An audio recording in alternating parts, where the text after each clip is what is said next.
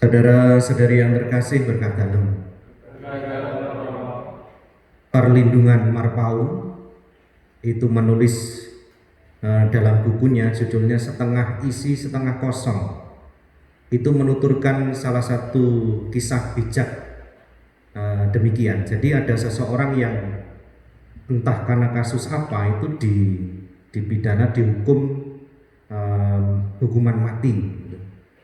Tetapi menariknya, wajahnya itu tidak menampakkan rasa takut sama sekali. Walaupun dia tahu akan menerima hukuman mati, tetapi hatinya itu tetap merdeka, tetap bebas. Maka apa yang dia lakukan? Kebetulan dia bisa menyanyi dan gitar. Jadi setiap hari dia menyanyi dan main gitar itu di tengah lapangan penjara itu. Dan karena suaranya bagus dan permainan musiknya bagus, akhirnya itu mempengaruhi seluruh orang yang ada di dalam penjara itu. Mereka ikut bernyanyi, ikut bersukaria, dan mereka akhirnya juga merasa tidak takut untuk menghadapi hukuman yang mereka terima.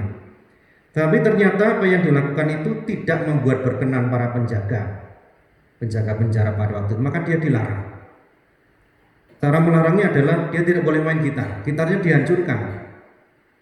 Ketika kita dihancurkan, dia tidak berhenti, dia tetap bernyanyi, tapi dengan bertepuk tangan. Lalu karena masih dilarang dan nekat, akhirnya jarinya itu dipotong. Harapannya adalah dia berhenti, tidak menyanyi dan tidak menggunakan tangannya. Tetapi tetap ternyata dia melakukan itu, maka yang dipotong lagi apanya? Lidahnya dipotong. Harapannya berhenti, tetapi ternyata tidak berhenti. Tangan, gitar, lidah sudah dihancurkan. Apa yang dia buat? Dia menari ke tengah lapangan, dan itu ternyata masih mempengaruhi orang-orang pada waktu itu. Mereka kemudian bersama-sama bergandengan tangan dan ikut menari walaupun tidak ada lagunya. Yang tahu persis hanya yang tangannya sudah potong tangan-tangannya itu, lalu juga lidahnya sudah dipotong itu. Nah, saudara-saudari yang terkasih, kisah yang digambarkan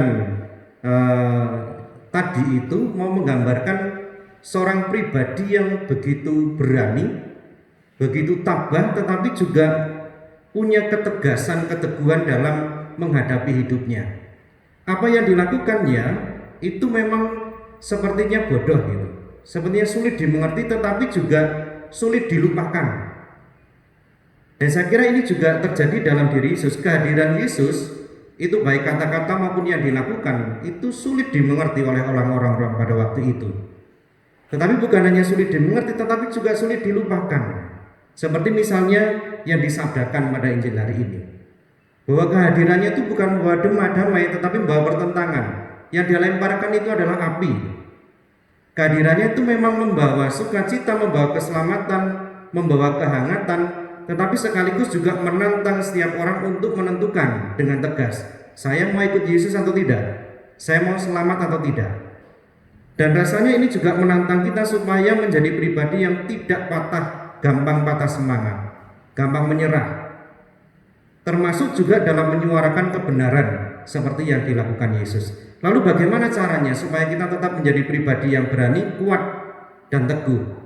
Maka Santo Paulus tadi mengajarkan kepada kita supaya kita tetap berakar pada Kristus. Kalau kita berakar pada Kristus, berarti kita juga berakar dalam kasih. Dan itulah yang menjadi sumber kekuatan kita.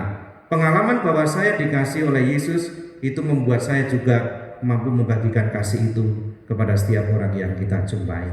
Kemuliaan kepada Bapa dan Putra dan Roh Kudus, seperti pada permulaan, sekarang, selalu, dan sepanjang segala abad. Amin.